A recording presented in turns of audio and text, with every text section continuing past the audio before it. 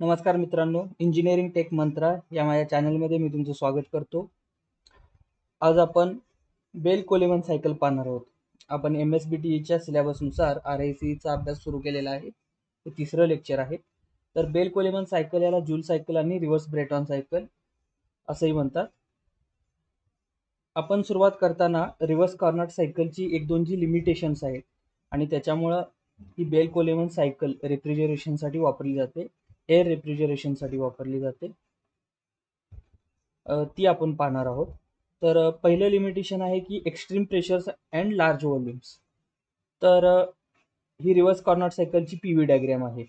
Process 1 to 2 isentropic compression, 2 to 3 isothermal compression with heat rejection, त्याच्यानंतर 3 to 4 isentropic expansion and 4 to 1 isothermal expansion with heat addition process or heat absorption process. तर पहिली गोष्ट म्हणजे extreme pressures. यातल्या दोन process ज्या आहेत 1 to 2 आणि 2 to 3 या प्रेशर वाढवणाऱ्या प्रोसेस आहेत. त्यामुळे याच्यामध्ये एक्स्ट्रीम प्रेशर तयार होतं. आणि दुसरी गोष्ट याच्यात आहे की लार्ज व्हॉल्यूम चेंज आहे. 1 to 3 बघा तुम्ही, V1 to V3. दुसरा आहे आयसोथर्मल हीट ट्रान्सफर प्रोसेस ज्या आहेत त्या रिअलिस्टिक वाटत नाहीत.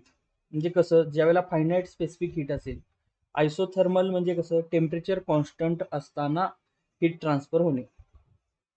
टेम्परेचर कॉन्स्टंट असताना हीट ट्रान्सफर तेही टेम्परेचर डिफरन्सच्या बेसिसवर जर करायची असेल तर सर्वात मोठा फॅक्टर कोणता येतो, तर स्पेसिफिक हीट.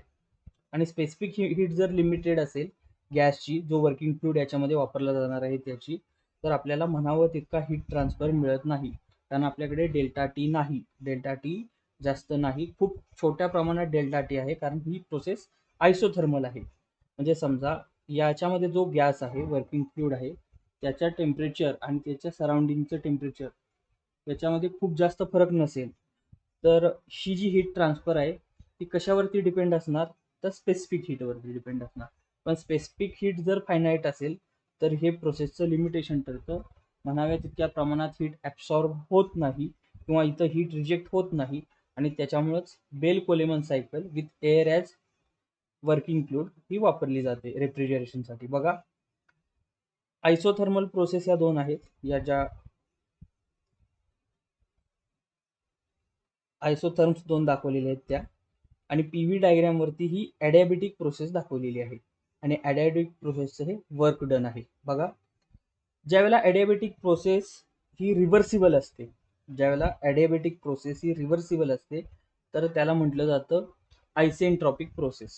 आणि आयसेंट्रॉपिक प्रोसेसचं प्रेशर आणि व्हॉल्यूम यांच्यातलं रिलेशन कशा पद्धतीचं आहे, प्रेशर आणि टेम्परेचर यांच्यातील रिलेशन कशा पद्धतीचं आहे, आणि त्याचं जे इक्वेशन असतं ते कशा पद्धतीनं येतं ते आपण इथं पाहणार आहोत. कारण बेल कोलेमन सायकलचे जे एक्झाम्पल आहेत, न्यूमरिकल एक्झाम्पल, ते सॉल्व्ह करण्यासाठी त्याची खूप गरज आहे. आणि त्याच्यासाठीच आपण ते बेसिक सुरुवातीला थोडंसं पाहणार आहोत. ज्यावेळेला थर्मोडायनॅमिकमध्ये स्टेट चेंज होते, म्हणजे इथं ही स्टेट जर असेल थर्मोडायनॅमिक स्टेट, तर याच्या प्रॉपर्टी काय असणार, याची प्रॉपर्टी असणार P1 आणि व्हॉल्यूमची म्हटलं तर V1, P1 V1. Process isentropic हे काय एक्सपान्शन आहे, P1 V1 to P2 V2. म्हणजे इथं प्रेशरमध्ये आणि व्हॉल्यूममध्ये चेंज झाला. आता प्रेशरमध्ये चेंज झाला, व्हॉल्यूममध्ये चेंज झाला, आणि जर प्रोसेस आयसेंट्रॉपिक प्रोसेस असेल, आयसेंट्रॉपिक एक्सपान्शनची प्रोसेस असेल, किंवा या दिशेला जर पाहिलं तर आयसेंट्रॉपिक कॉम्प्रेशनची जर प्रोसेस असेल, तर तर त्या चेंज होणाऱ्या प्रेशर आणि व्हॉल्यूममध्ये काय रिलेशन असेल, हे रिलेशन सांगणारे काही इक्वेशन्स आहेत. तर पहिली इक्वेशन आहे ते PV raise to gamma is equal to constant. म्हणजे इथं जर प्रेशर P1 असेल, व्हॉल्यूम V1 असेल, तर या ठिकाणी मिळणारं प्रेशर व्हॉल्यूम याचं रिलेशन पहिल्या स्टेटच्या प्रेशर आणि व्हॉल्यूम बरोबर अशा पद्धतीने देण्यात येतं की pressure into volume raise to gamma is equal to constant. आणखीन एक इक्वेशन आहे ते म्हणजे काय, PV is equal to MRT. तर या दोन इक्वेशनचा वापर करून आपण प्रेशर आणि टेम्परेचर चेंज, बघा, PV डायग्रामवरचा प्रेशर आणि TS डायग्रामवरचा टेम्परेचर, या दोन्हीतलं रिलेशन आपण काय असतं आयसेंट्रॉपिक प्रोसेससाठी हे पाहणार आहोत. पहिलं आपलं काय P V raise to gamma is equal to constant. P V raise to gamma is constant याचाच अर्थ दुसऱ्या भाषेत ज्यावेळेला प्रेशर P1 असेल, व्हॉल्यूम V1 असेल, P1 V1 raise to gamma is equal to P2 V2 raise to gamma. म्हणजे दुसऱ्या स्टेटचं pressure into volume raise to gamma ही व्हॅल्यू कॉन्स्टंट असेल. म्हणजे P1 V1 raise to gamma is equal to P2 V2 raise to gamma. पहिली गोष्ट कळाली. दुसरी गोष्ट काय आहे, PV is equal to MRT. बघा, PV is equal to MRT. यालाच सोप्या भाषेत मांडलं तर हे P1 V1 upon T1 is equal to P2 V2 upon T2. हे PVT रिलेशन याला म्हणतात, pressure volume temperature relation. P1 V1 T1 is equal to P2 V2 upon T2. आता याला रिअरेंज केलं V2 अपॉन V1 असं. बघा, rearrange केलं V2 upon V1 असं, तर V2 अपॉन V1 ची आपल्याला एक इक्वेशन मिळालं. V2 upon V1 is equal to, हे V1 इथं खाली गेलं, तर V2 upon V1 is equal to हे P1 च्या अपॉन P2 झालं, P1 अपॉन P2 इंटू हे T2 इथं आलं, T2 अपॉन T1. म्हणजे आपल्याला एक इक्वेशन मिळालं in terms of V2 upon V1 is equal to, म्हणजे V2 अपॉन V1 ची ही व्हॅल्यू झाली. आता पहिलं इक्वेशन बघा आपलं काय होतं, P1 V1 raise to gamma is equal to P2 V2 raise to gamma. याच्यामध्ये सुद्धा रिअरेंजमेंट केली तर आपल्याला असं मिळेल की V2 अपॉन V1 इथं बघा, V2 upon V1 raise to gamma is equal to P1 upon P2. बघा इथं V2 upon V1 raise to gamma is equal to P1 upon P2. आता ही दोन इक्वेशन मिळाली. याच्यामध्ये आपल्याला V2 upon V1 is equal to something हे आहे, आणि इथं V2 upon V1 raise to gamma is equal to P1 upon P2. तर या ठिकाणी या V2 अपॉन V1 च्या ठिकाणी ही व्हॅल्यू पुट केली. ही जी व्हॅल्यू आहे ही व्हॅल्यू सुद्धा V2 अपॉन V1 ची आहे, आणि ही व्हॅल्यू या ठिकाणी पुट केली. ती पुट केल्यानंतर आपल्याला काय मिळालं, तर V2 अपॉन V1 च्या जागी आपण P1 upon P2 into T2 upon T1 हे केलं. या पूर्ण bracket raise to gamma is equal to P1 upon P2. आपल्याला या इक्वेशन मध्ये हे इक्वेशन पुट केल्यानंतर असं काहीतरी मिळालं. आता आपल्याला काय करायचं याच्यामध्ये फक्त प्रेशर टर्म आहेत P1 P2 P1 P2, आणि टेम्परेचरच्या टर्म आहेत T2 T1. तर याच्यावरून आपल्याला P आणि T मध्ये काय रिलेशन असतं आयसेंट्रॉपिक प्रोसेससाठी हे काढायचं आहे. बघा, याला थोडं रिअरेंज केलं. P1 raise to gamma, P2 raise to gamma आणि T2 upon T1 race to gamma हे आपल्याला मिळालं. T2 upon T1 race to gamma, आणि त्याचबरोबर आपल्याला काय मिळालं, P1 रेस टू गॅमा तसंच P2 रेस टू गॅमा. आता हे P2 रेस टू गॅमा जे इथलं आहे ते इकडं मूव्ह केलं. P2 रेस टू गॅमा जे आहे ते इथं मूव्ह केलं, तर इथं झालं P2 raise to gamma upon P2. P2 च्या टर्म एकत्र केल्या, P2 raise to gamma upon P2. तसंच इथलं P1 जे आहे ते या ठिकाणी मूव्ह केलं इकडं, तर आपल्याला काय मिळालं, P1 raise to gamma upon P1. बघा, P1 raise to gamma upon P1 म्हणजेच P1 raise to gamma minus 1. P1 raise to gamma upon P1 म्हणजेच P1 raise to gamma minus 1. तसंच P2 raise to gamma upon P2 म्हणजे P2 raise to gamma minus 1. हे असं झालं. A raise to 4 divide by A raise to 1 किंवा A raise to 4 divide by A म्हणजे काय, A raise to 4 minus 1 A चा cube, A चा चौथा घात भागिले A असं असेल तर काय झालं, ते A चा चौथा घात वजा 1 म्हणजेच A चा तिसरा घात. त्याच पद्धतीनं P1 raise to gamma minus 1, इथं P2 raise to gamma minus 1. याला रिअरेंज केलं तर आपल्याला मिळालं T2 अपॉन T1 आहे तसं raise to gamma is equal to P2 upon P1 raise to gamma minus 1. आणि यालाच पुढे सिम्प्लिफाय केल्यानंतर T2 upon T1 is equal to P2 upon P1 raise to gamma minus 1 upon gamma.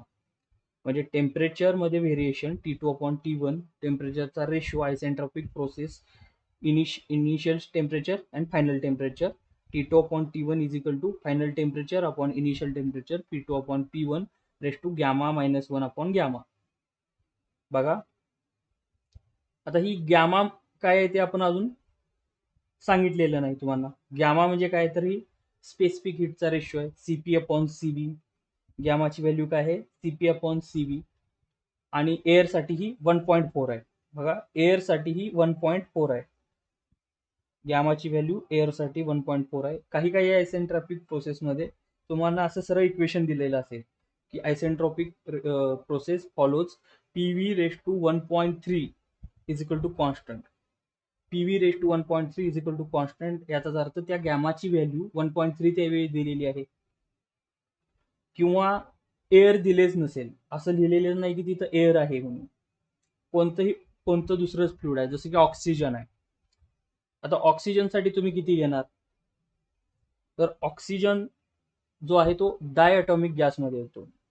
ऑक्सिजनचे 2 molecule असतात, O2 डायअटॉमिक असतो, 2 item असतात त्याच्यामध्ये ऑक्सिजनचे. आणि डायअटॉमिक ज्यावेळेला असेल त्यावेळेला इक्वेशन असं सांगतं या गॅमाची व्हॅल्यू बद्दल, F+2 divide by F, gamma is equal to F+2 divide by F. Diatomic gases असेल तर F ची किंमत असते 5, number degree of freedom F म्हणजे, तर F ची व्हॅल्यू डायअटॉमिक गॅसेससाठी 5 असते, मोनोॲटॉमिक गॅसेससाठी 3 असते. जर ऑक्सिजन आहे असं सांगितलं तर 5 अधिक 2 भागिले 5 म्हणजे 7/5 होते. जर मोनोॲटॉमिक गॅस आहे असं सांगितलं तर 3 अधिक 2/3 म्हणजे 5/3 अशी होते. आणि एअरसाठी 1.4 आहे. बघा हे सगळं बेसिक आहे. आपल्याला बेल कोलेमन सायकलवरचा जर प्रॉब्लेम विचारला आणि त्यामध्ये त्या ज्या आयसेंट्रोपिक 2 प्रोसेसेस आहेत, कॉम्प्रेशन आणि एक्सपान्शनची, त्या प्रोसेसमधलं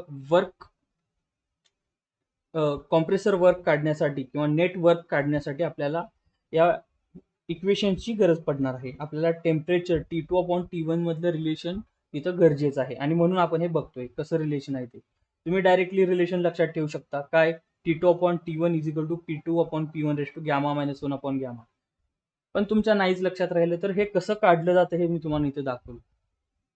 PV/γ याच्यानुसार आयसेंट्रोपिक प्रोसेस फॉलो करते, हा कर्व फॉलो करते, आणि PV is equal to MRT हे दुसरं इक्वेशन आहे. ह्या 2 इक्वेशनमध्ये एकाची व्हॅल्यू दुसऱ्यामध्ये पुट केल्यानंतर आपल्याला हे रिलेशन मिळतो, T2/T1 is equal to P2/P1 γ-1.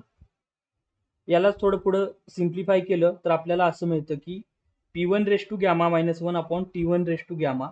बघा हे P1/γ-1 इकडे घेतलं, जे P1 T1च्या टर्म एकत्र केल्या, P1/γ-1/T1/γ is equal to P2/γ-1/T2/γ. याच्यावरून आपल्याला काय समजलं, तर आयसेंट्रॉपिक प्रोसेसमध्ये जसं प्रेशर व्हॉल्यूम जो कर्व आहे तो PV/γ is equal to constant अशी लाईन फॉलो करतो, किंवा या पद्धतीनं ती प्रोसेस फॉलो होते. त्याच पद्धतीनं प्रेशर टेम्परेचरचं जे रिलेशन आहे ती असं आहे की P⁻⁻⁰ is equal to constant, P⁻⁻⁰ is equal to constant.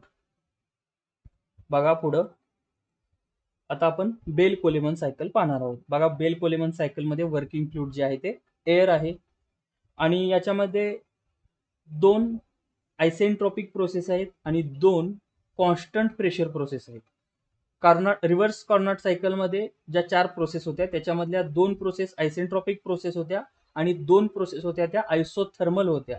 Isothermal heat addition process, isothermal heat rejection process. Heat addition ही रेफ्रिजरेटरमध्ये होते, हीट रिजेक्शन ही कंडेन्सरमध्ये किंवा एअर कूलरमध्ये होते. तर यामध्ये जे रेफ्रिजरेटर किंवा इव्हॉपरेटरच्या जागी रेफ्रिजरेटर जो आहे त्याच्यामध्ये जी प्रोसेस होती ती constant pressure heat addition process होते. रिव्हर्स कार्नोट सायकल आणि बेल कोलेमन सायकल मधला एक्झॅक्ट फरक जर सांगा असं एका वाक्यात उत्तर द्यायचं झालं तर 2 isothermal heat addition and rejection processes are replaced by constant pressure heat addition process and constant pressure heat rejection process.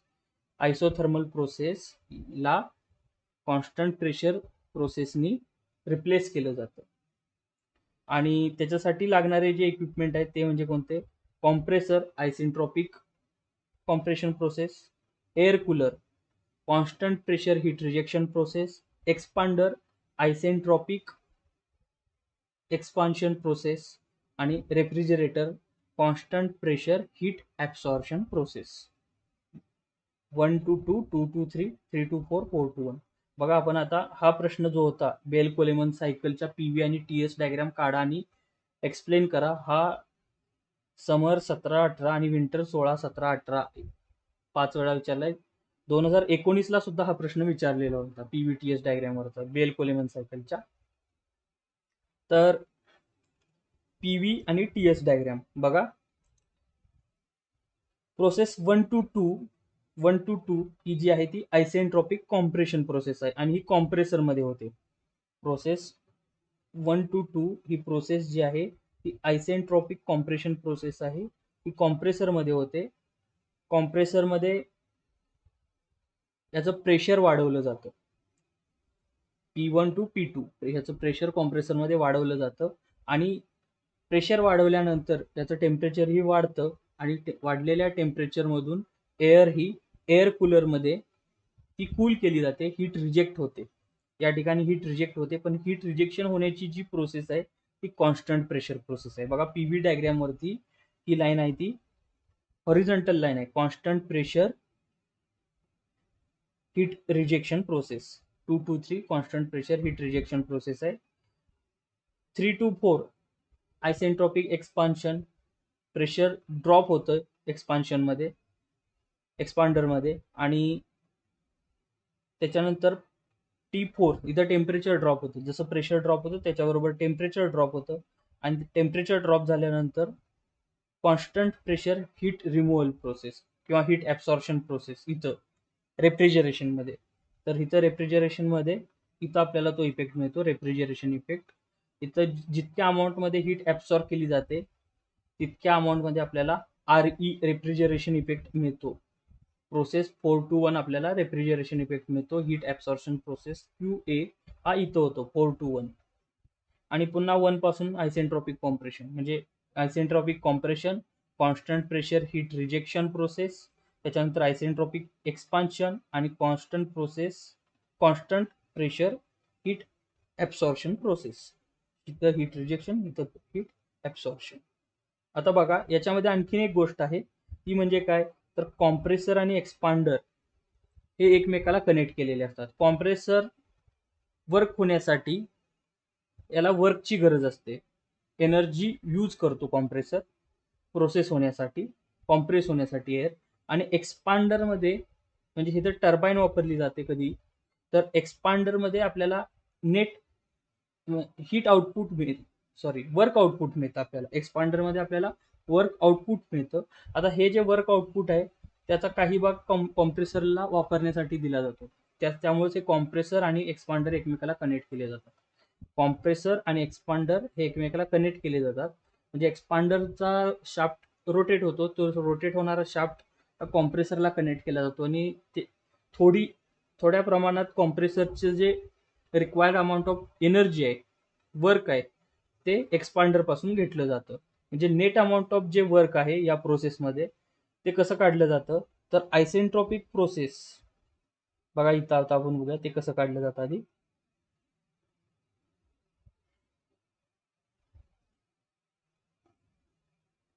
तर 1 to 2 प्रोसेसमध्ये कॉम्प्रेसरला लागणारं वर्क आहे आणि ते पूर्ण हा एरिया म्हणजे हे कॉम्प्रेसरला लागणारं वर्क आहे.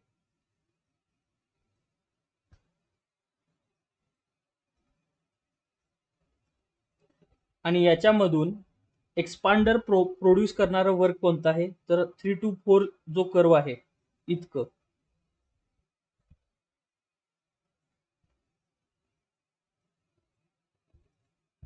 बघा इथं जर आपण ए मांडला, इथं बी मांडला,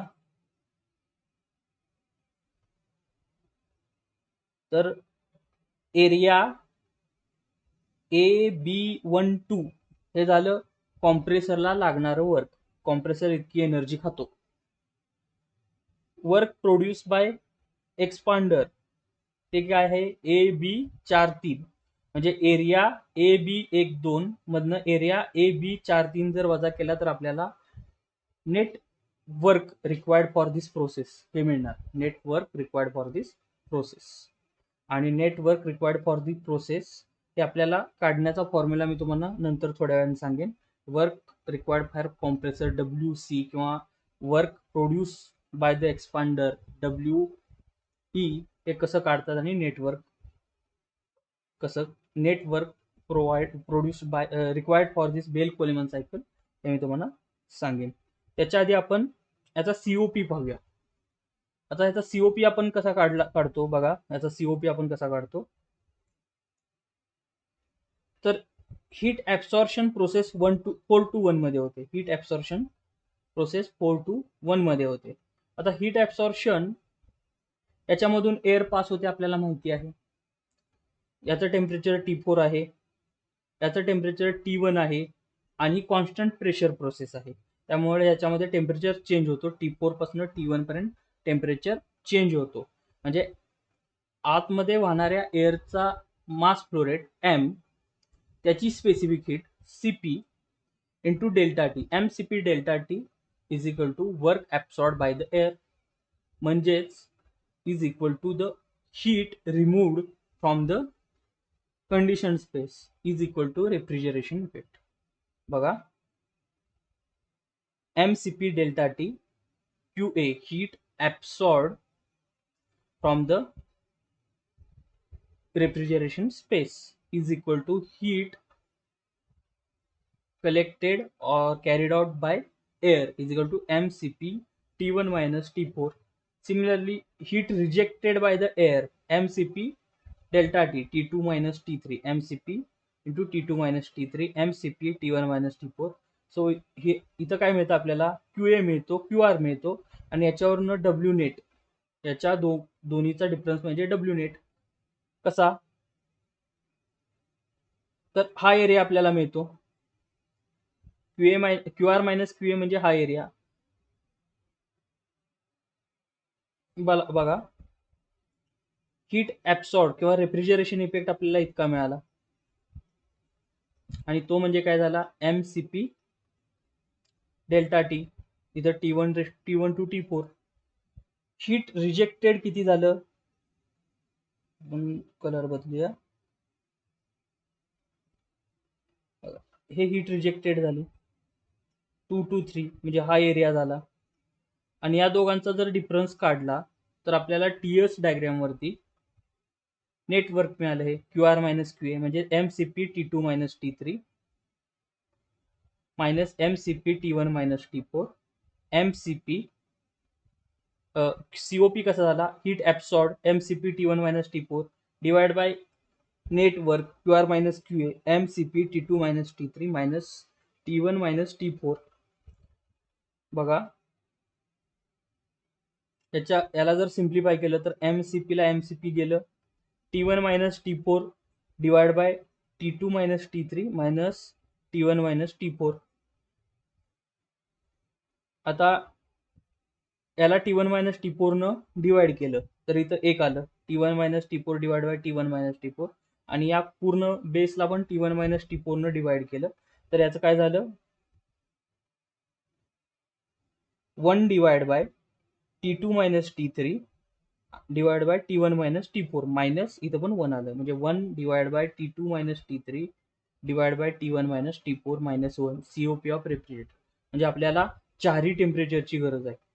COP of refrigerator Bell Coleman cycle काढण्यासाठी आपल्याला चारही टेम्परेचरची गरज आहे. 1 2 3 4. बघा, T2 minus T3 T2 minus T3 divide by T1 minus T4 minus 1 आणि हे सगळं 1 अपॉन हे सगळं म्हणजे COP ऑफ रेफ्रिजरेटर. आता याला थोडं सिम्प्लिफाय करायचा प्रयत्न करू.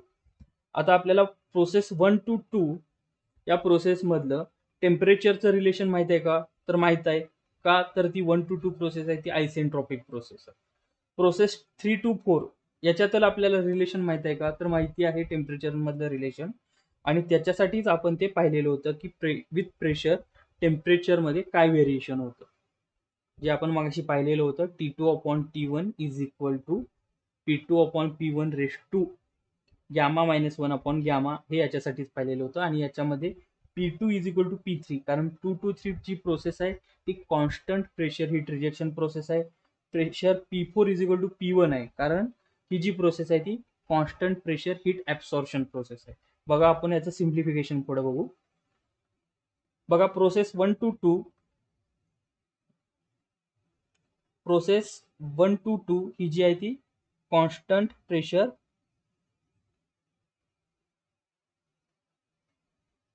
Constant pressure heat absorption process आहे. आणि मगाचं जे इक्वेशन होतं ते आपण इथं लावलं, T2/T1 is equal to P2/P1 raise to gamma minus 1 upon gamma. Similarly आपण प्रोसेस 3 to 4 मध्ये सेम इक्वेशन लावलं. ही सुद्धा आयसेंट्रॉपिक प्रोसेस आहे, आयसेंट्रॉपिक एक्सपान्शन प्रोसेस आहे.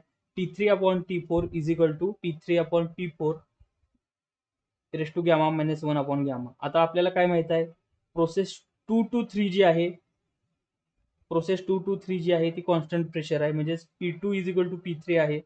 बघा P2 is equal to P3 आहे, हा P2 is equal to P3 आहे. त्याचबरोबर प्रोसेस 4 to 1 काय आहे, तर constant pressure heat absorption process आहे, म्हणजे P1 is equal to P4 आहे.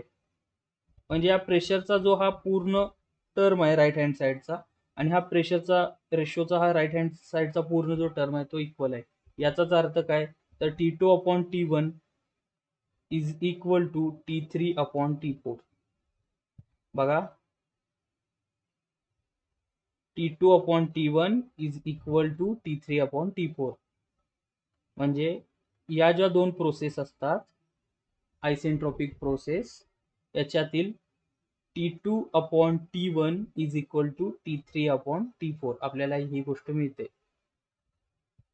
आयसेंट्रॉपिक प्रोसेस ज्या दोन असतात त्या आयसेंट्रॉपिक प्रोसेस मधला जो रेशिओ आहे T2/T1 is equal to T3/T4 हे आपल्याला मिळतं. आणि याचाच उपयोग आता आपण पुढे करायचा आहे, त्या COP ला थोडंसं सिम्प्लिफाय करायला. बघा, T2/T1 is equal to T3/T4 हे आपल्याला मिळालं. कसं मिळालं हे ते कळलं. आता याच्या पुढे याला रिअरेंजिंग केलं. कसं केलं, तर आपलं इक्वेशन काय होतं, T2 - T3 होतं. T2 - T3 होतं, म्हणून याला रिअरेंज केलं, त्याला T2/T3 केलं, म्हणजे ह्या T3 ला इकडं अरेंज केलं इकडं, आणि या T1 ला इकडे केलं. म्हणजे ह्याचं झालं काय, T2/T3 is equal to T1/T4. ह्याला फक्त रिअरेंज केलं, याच्यातून -1 केला दोन्ही साईडनं. हा एक फ्रॅक्शन आहे, फ्रॅक्शनमधनं -1 केला, हा पण फ्रॅक्शन आहे, इक्वल आहे, याच्याबरोबर -1 केला तरी इक्वलच साईन राहिलं. -1 केल्यानंतर याचं झालं T2/T3 -1, T1/T4 -1. बेस सेम केला, T3 इथं आलं, T4 आलं, म्हणजे आपल्याला इथं काय मिळालं, T2/T3 T3/T3 म्हणजे T2 - T3/T3, T1 - T4/T4. बघा आपल्याला काय मिळालं, T2 - T3/T3, T1 - T4/T4. याला रिअरेंज केलं, याला इकडं रिअरेंज केल्यानंतर आपल्याला मिळालं T2 - T3/T1 - T4. T2 - T3/T1 - T4 is equal to T3/T4 is equal to T3/T4. T3/T4 याचाच अर्थ काय आहे, तर T2 - T1 इथं आहे बघा. T3/T4 याचा अर्थ आहे T2 - T1, आणि ही T2 - T1 व्हॅल्यू इथं पुट केली. COP ऑफ रेफ्रिजरेटर किंवा रिव्हर्स ब्रेटॉन सायकल हा मिळाला आपल्याला 1/T2 - T1 -1. त्याला रिअरेंज केलं, इथं T1/T1 झालं, T2 - T1 झालं, हा T1 वरती आला, T1/T2 - T1. बघा, COP आपल्याला मिळाला T1/T2 - T1. कार्नोट सायकलचा आपण COP पाहिलेला होता. तो COP काय होता, तर TL/TH - TL. दोन हीट सिंक होते, लोअर टेम्परेचर हीट सिंक त्याचं टेम्परेचर, आणि हायर टेम्परेचर हीट सिंक त्याचं टेम्परेचर. पण याच्यामध्ये काय फरक आहे, फक्त थोडा फरक आहे. बघा, या COP कार्नोटला आपण जर पाहिलं, ही TS डायग्राम आहे, तर याच्यामध्ये ह्या दोन्ही प्रोसेस दाखवलेल्या आहेत, म्हणजे आपल्याला फरक एकदम नक्की एक्झॅक्ट कळेल. TS डायग्राम आहे, मी आधी सांगतो तुम्हाला. ही जी प्रोसेस आहे 1 2-3 4-1, हा जो आयत दिसतोय मध्ये, हा TS डायग्राम आहे रिव्हर्स कार्नोट सायकलचा. बघा, 1 2-3 4-1 ही TS डायग्राम आहे रिव्हर्स कार्नोट सायकलची. कसं बघा, प्रोसेस 1 to 2 ही आहे isentropic compression process.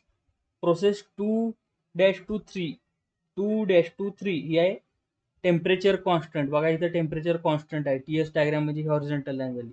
TS diagram horizontal line temperature constant heat rejection process. तसंच 3-4 4- isentropic expansion process. 4-1 isothermal heat addition process. आणि याच्याच ऐवजी 1-2 isentropic compression process. 2-3 constant pressure heat rejection process. Constant pressure heat rejection process.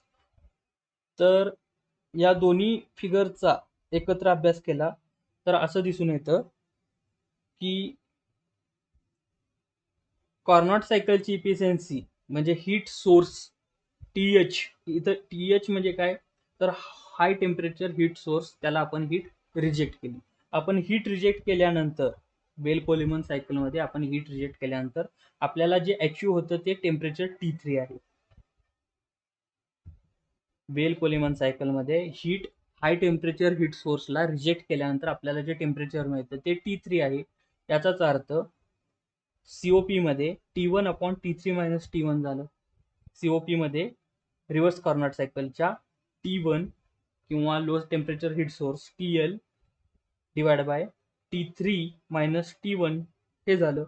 आणि ज्या वेळेला ही जी process असेल, process 2-2-3 ही ज्यावेळेला constant temperature असेल किंवा T2 ची व्हॅल्यू T3 इतकी असेल, त्यावेळेला या सायकलचा COP हा रिव्हर्स कार्नोट सायकल इतका येईल. आणि या सायकलचा COP हा रिव्हर्स कार्नोट सायकलपेक्षा कमी आहे. कारण का, तर ही जी प्रोसेस आहे ती कॉन्स्टंट प्रेशर हीट रिजेक्शनची आहे.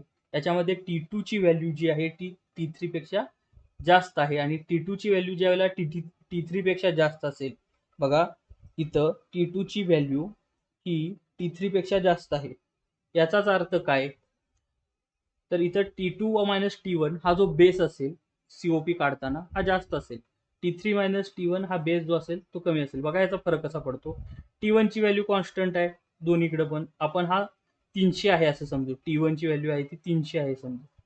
तर इथं पण 300 आली, इथं 300 आली, इथं 300 आली, इथं 300 आली. आता बघा T2 ची व्हॅल्यू जास्त आहे T3 पेक्षा. T2 ची व्हॅल्यू जास्त आहे. T2 ची व्हॅल्यू आपण 600, T2 ची व्हॅल्यू आपण 900 समजू आणि T3 ची व्हॅल्यू आपण कमी म्हणजे 750 समजू. आता इथं 900 समजली तर हा झाला 300/900 वजा 300 म्हणजे 600. 300/600 म्हणजे हा झाला अर्धा 0.5. हे बेल कोलेमन सायकल झालं. आणि T3 ची व्हॅल्यू आपण 750 समजली कारण ती T2 पेक्षा कमी आहे. T2 पेक्षा ती कमी आहे. 750 म्हणजे बघा 300 डिवाइड बाय 750 वजा 300 म्हणजे झालं 450. म्हणजे 300 डिवाइड बाय 450 केलं तर 0.75 झालं. आणि हे कधी इक्वल होईल, तर ज्यावेळेला T2 = T3 असेल त्यावेळेला बोईल कोलिमन सायकलचा COP हा रिव्हर्स कार्नोट सायकल इतका होईल. आता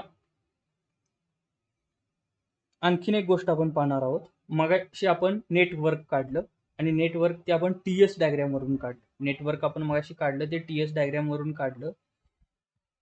तर आयसेंट्रॉपिक ज्या वेळेला प्रोसेस असते, बघा इथं आयसेंट्रॉपिक प्रोसेस, इथं आपण A मांडलं, B मांडलं आणि 1-2. आणि मी तुम्हाला सांगितलं की कॉम्प्रेसर वर्कचं इक्वेशन मी तुम्हाला सांगेन. तर कॉम्प्रेसर वर्कचं इक्वेशन किंवा हे एरिया काढायसाठीचं इक्वेशन, तर कॉम्प्रेसर वर्क γ/γ-1 1 to 2 साठी γ/γ-1 into MR T2 - T1. MR T2 - T1 म्हणजे हे MRT γ/γ-1 work for the compressor. Work for the expander काय येणार, WE γ/γ-1 MR T3 - T4. MR T3 - T4. आपल्याला वर्क फॉर एक्सपांडर मिळालं. Work for compressor आपल्याला या equation मिळालं. आपल्याला नेट वर्क कसं मिळणार, जर हे दोन्ही isentropic process, isentropic compression, isentropic expansion या दोन्ही प्रोसेस जर सेम कर्व फॉलो करत असतील तर या गॅमाची व्हॅल्यू दोन्हीसाठी सेम असेल. कधी कधी असंही असतं की आयसेंट्रॉपिक कॉम्प्रेशन मध्ये γ = 1.4 असतो, कधी आयसेंट्रॉपिक एक्सपान्शनमध्ये त्याच सिस्टीममध्ये गॅमाची व्हॅल्यू 1.3 असू शकते, 1.35 असू शकते. तर त्यावेळेला दोन्ही सेपरेट काढा, -1 करा, एकमेकातून सबट्रॅक्ट करा. आणि जर एकत्र असेल तर गॅमा अपॉन गॅमा -1 MR हा टोटल पार्ट आहे तो कॉमन निघतो आणि आपल्याला फक्त सबस्ट्रॅक्शन इथं मिळतं. T2 - T1 minus in bracket T3 - T4 bracket complete, मोठ्या ब्रॅकेट कम्प्लीट, आणि असं आपल्याला नेटवर्क मिळतं. बघा आपण पुढे जाऊया आणि प्रॉब्लेम सॉल्व्ह करू. दोनच प्रॉब्लेम पाहणार आहोत आपण, एकदम डिटेलमध्ये एकदम व्यवस्थित आपण प्रॉब्लेम पाहू. बघा प्रॉब्लेम वाचा. In a Bell Coleman cycle air is drawn into compressor. In a Bell Coleman cycle air is drawn into compressor. आता कॉम्प्रेसरच्या इनलेट, कॉम्प्रेसरची जी प्रोसेस आहे ती आपली आहे आयसेंट्रॉपिक कॉम्प्रेशन प्रोसेस, म्हणजे 1 to 2 प्रोसेस. आणि त्याच्या इनलेटला म्हणजे प्रोसेस 1 to 2, त्याच्या इनलेटला असणारं प्रेशर P1 आणि टेम्परेचर 5 डिग्री सेंटीग्रेड हे दोन्ही गोष्टी दिलेल्या आहेत. बघा, in Bell Coleman cycle, air is drawn into compressor at 1.1 bar and 5 degree centigrade and is compressed to 4.5 bar isentropic manner. म्हणजे 1 to 2 प्रोसेस जी आहे ती आयसेंट्रॉपिक मॅनर आहे. आणि याच्यामध्ये P1 ची व्हॅल्यू दिलेली आहे 1.1 बार, P2 ची व्हॅल्यू दिलेली आहे कॉम्प्रेस झाल्यानंतर, म्हणजे at the exit of the compressor, म्हणजे P2 इज इक्वल टू 4.5 बार. आपल्याला माहित आहे की P2 is equal to P3 आहे, म्हणजे P3 पण 4.5 बार आहे, आणि P4 is equal to P1 आहे, म्हणजे P4 पण 1.1 बार आहे. प्रेशरच्या चारही टर्म कळाल्या. टेम्परेचरमध्ये काय काय दिलंय बघा, तर 5 डिग्री सेंटीग्रेड इथं दिलंय, म्हणजे इथली टेम्परेचर T1 आपल्याला मिळालं. T1 is equal to 5 degree centigrade plus 273, 278 kelvin temperature झालं. आता पुढे काय सांगितलंय, the air is then rejects the heat to atmosphere at 22 degree centigrade. आपल्याला हॉट हीट सिंकचं टेम्परेचर इथं दिलेलं आहे, किंवा या हीट रिजेक्ट केल्यानंतर हे टेम्परेचर मेंटेन झालं एअरचं, तर T3 टेम्परेचर आपल्याला हे मिळालं. हीट रिजेक्ट झाल्यानंतरचं टेम्परेचर आपल्याला मिळालं, हीट रिजेक्ट्स द हीट, आणि हे T3 टेम्परेचर आपल्याला मिळालं. T3 22 plus 273, 295 kelvin. आपल्याला T1 T3 माहित आहे, P1 P2 P3 P4 चारही प्रेशर माहित आहेत. आणखीन काय आपल्याला त्यांनी दिलंय बघा, if air follows ideal gas equation, म्हणजे isentropic process PV raise to gamma is equal to constant, गॅमाची value 1.4, PV raise to gamma is equal to constant with air is circulated at 70 kg/h, म्हणजे mass flow rate of air दिलाय. बघा, mass flow rate of air आपण कुठं वापरलेला होता, तर heat absorption मध्ये आपण mass flow rate of air वापरलेला होता, mCp∆T. म्हणजे प्रोसेस 4 to 1 मध्ये mCp∆T mass flow rate of air, त्याचा चेंज इन त्याची स्पेसिफिक हीट Cp, आणि त्याचं चेंज इन टेम्परेचर, याच्यावरून आपल्याला heat absorb by the air हे मिळणार, म्हणजे ते इक्वल टू रेफ्रिजरेशन इफेक्ट असेल. तर डिटरमाइन काय करायचं आहे, नेटवर्क, रेफ्रिजरेटिंग कॅपॅसिटी, आणि तिसरं COP. बघा, आपल्याला COP जर काढायचं असेल, तर सिम्प्लिफाय केलेलं इक्वेशन काय आहे, तर T1 upon T2 minus T1. आपल्याला T2 माहित नाही, म्हणजे आपल्याला T2 फाइंड केला पाहिजे.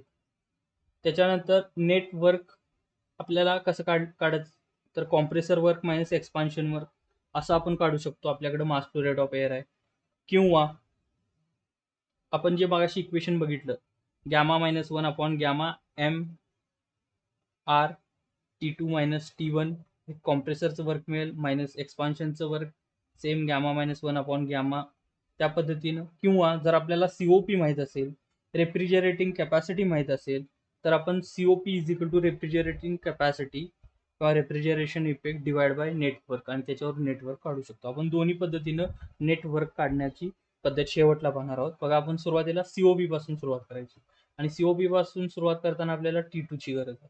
त्याचबरोबर आपल्याला रेफ्रिजरेटिंग कॅपॅसिटी काढण्यासाठी आपल्याला T4 ची गरज आहे. कारण जे हीट ॲब्सॉर्प्शन होतं ते T4 टू T1 होतं, म्हणजे T4 ची गरज आहे. आणि आता T1, T2, T3, T4, T1, T3 माहिती आहे आपल्याला. T2 आणि T4 कसं काढायचं बघू. बघा, T2 upon T1 is equal to P2 upon P1 gamma raise to -1 upon gamma. याच्यामध्ये T2 ची value is equal to 278, P2 ची व्हॅल्यू 4.5, P1 ची व्हॅल्यू 1, आणि हे सर्व केल्यानंतर आपल्याला 278 इंटू 1.4954 म्हणजे 415.73 केल्विन आपल्याला T2 ची व्हॅल्यू मिळाली. मगाचंच इक्वेशन यूज करून T2 upon T1 is equal to T3 upon T4 हे यूज करून आपल्याला T4 ची व्हॅल्यू मिळाली 197.27. आपल्याला T2 माहित झाला, T4 माहित झाला. COP चा फॉर्म्युला होता तो वापरला, T1 divide by T2 minus T1, आणि COP काढलं. बघा, इथं COP काढलं 278 T1 डिवाइड बाय 415.73 वजा 278, त्याच्यावरून आपल्याला COP 2.018 मिळाला. Heat absorbed MCP delta T, mass flow rate आपल्याला दिलेला होता याचा 70 किलो जूल पर अवर होता. त्याला सेकंडमध्ये कन्वर्ट केलं सुरुवातीला. 70 divide by 60 into 60, CP एअरचा 1.005 into हे T1 minus T4. T1 278, 5 degree centigrade आधीच दिलेला होता. T4 ची व्हॅल्यू 197 काढली इथं, 197.27 इथं, आणि आपल्याला मग त्याच्यावरून आपल्याला हीट ॲब्सॉर्ड 1.557 किलोवॅट इतकं मिळालं. हीट ॲब्सॉर्ड मिळालं. रेफ्रिजरेशन कॅपॅसिटी जर काढायची असेल तर या हीट ॲब्सॉर्डला आपण टर्न ऑफ रेफ्रिजरेशनमध्ये डिवाइड करायचं आहे. हीट कॅपॅसिटी रेफ्रिजरेशन कॅपॅसिटी काढण्यासाठी तर 1.557 डिवाइड बाय 3.5167 हे केल्यानंतर आपल्याला त्याची रेफ्रिजरेशन कॅपॅसिटी मिळेल.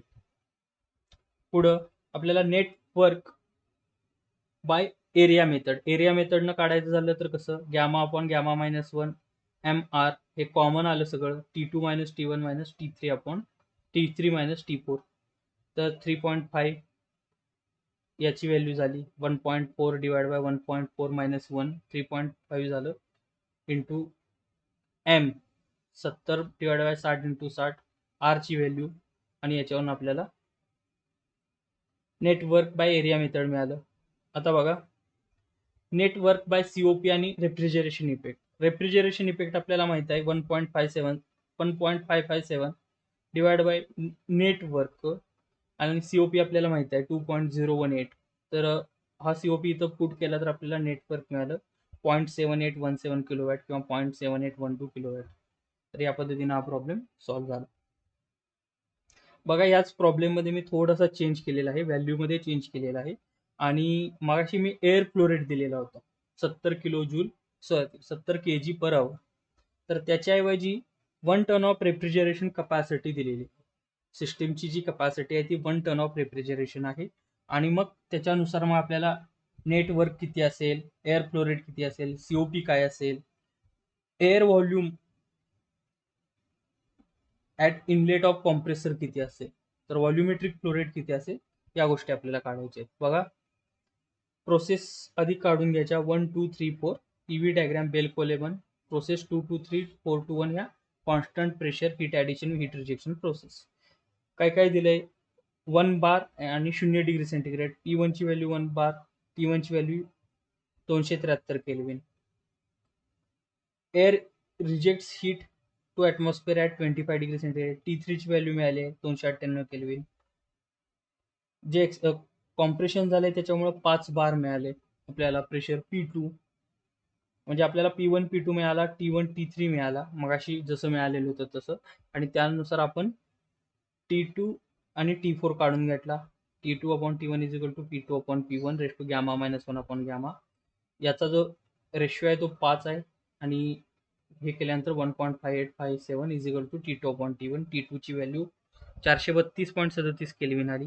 T4 ची व्हॅल्यू 188.16 आली. म्हणजे आपल्याला चारही टेम्परेचर मिळाले.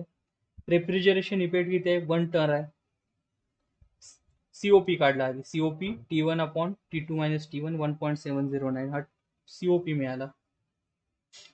सीओपी मिळाला. रेफ्रिजरेशन इफेक्ट आपल्याला माहित आहे 1 टन ऑफ रेफ्रिजरेशन, त्याच्यावरून नेटवर्क काढलं. आता रेफ्रिजरेशन इफेक्ट म्हणजे सीट ॲब्सॉर्बर आणि एमसीपी डेल्टा टी. आपल्याकडे एमची व्हॅल्यू माहीत नाही आणि आपल्याला व्हॉल्युमेट्रिक फ्लो रेट काढायचं. बघा एम कसा काढला, तर refrigeration effect 3.5167 is equal to M CP 1.005 एअरचा स्पेसिफिकेट आणि डेल्टा टी म्हणजे T4 टू T1 म्हणजे T1 मायनस T4.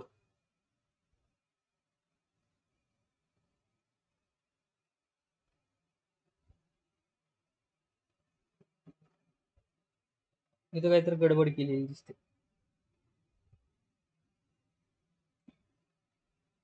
ओके, इथं आपण थोडं याला व्यवस्थित करू. तर याच्या जागी काय येणार बघा,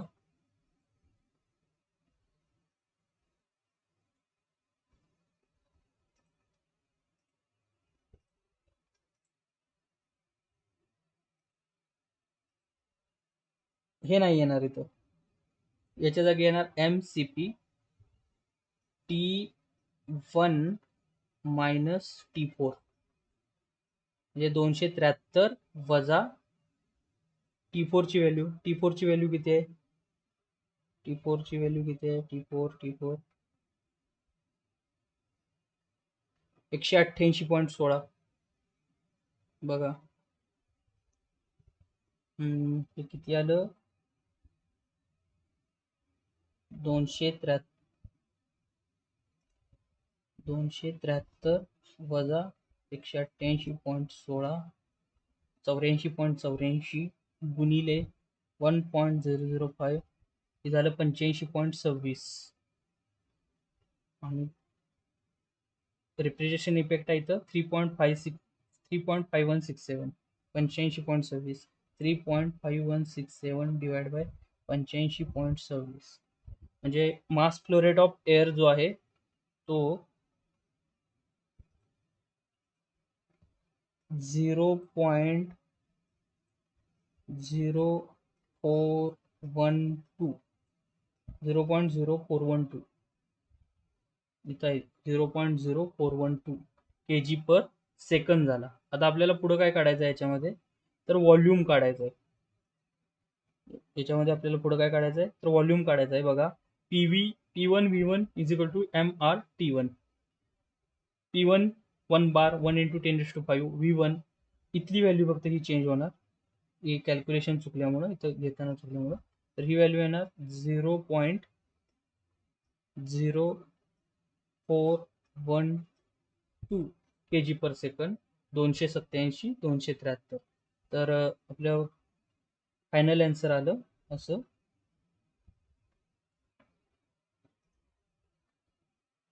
mass flow rate into 287 into 273 temperature T1 divide by 10⁵.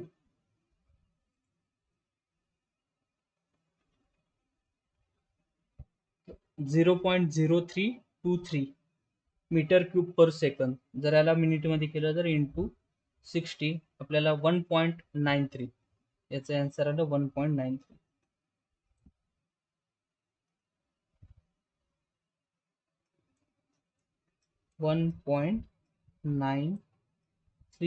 Metre cube per minute, किंवा याला आणखीन मीटर क्यूब पर आवर करायचं झालं तर इंटू 60 केलं 116 मीटर क्यूब पर आवर हा व्हॉल्युमेट्रिक फ्लो रेटचा.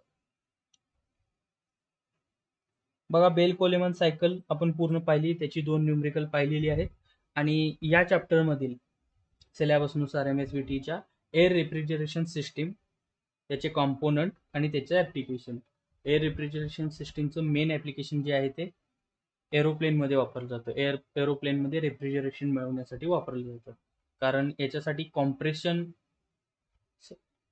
कॉम्प्रेसर आणि एक्सपान्शनमध्ये टर्बाईन या दोन्ही गोष्टी एरोप्लेनमध्ये ऑलरेडी अवेलेबल असतात, वापरल्या जातात. आणि त्याचाच उपयोग करून एरोप्लेनमध्ये आपल्याला रेफ्रिजरेशन इफेक्ट मिळत जातो. आपण पुढच्या लेक्चरमध्ये air refrigeration system, it's component and it's application 1.4 जो पॉईंट आहे तो आपण पाहणार आहोत.